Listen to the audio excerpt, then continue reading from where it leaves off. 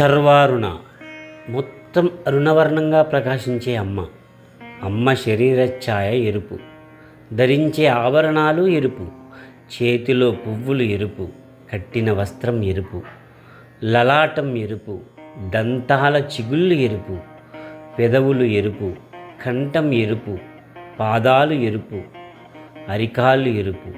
ఇలా సర్వము అరుణమయం కావడం వలన అమ్మకు సర్వారుణ అని పేరు. అరుణవర్ణం చైతన్యాన్ని, అనురాగాన్ని, జ్ఞానోదయాన్ని సూచిస్తుంది. పక్కన స్ఫటికంలా ఉన్న శివుణ్ణి కూడా తన ఎరుపుతో కప్పేసింది. జ్యోతి శివుడు, వెలుగు పార్వతి. వెలుగు అంటే అరుణం, శివుడు అంటే అచలం. ఇదే అరుణాచలం. అరుణాచలమే పెద్ద మేరువు, శ్రీచక్రం. అరుణం శక్తి సంకేతం, సర్వశక్తి స్వరూపిణి. ఆ శక్తులతోనే ఈ జగత్తు అంతా ప్రకాశిస్తోంది.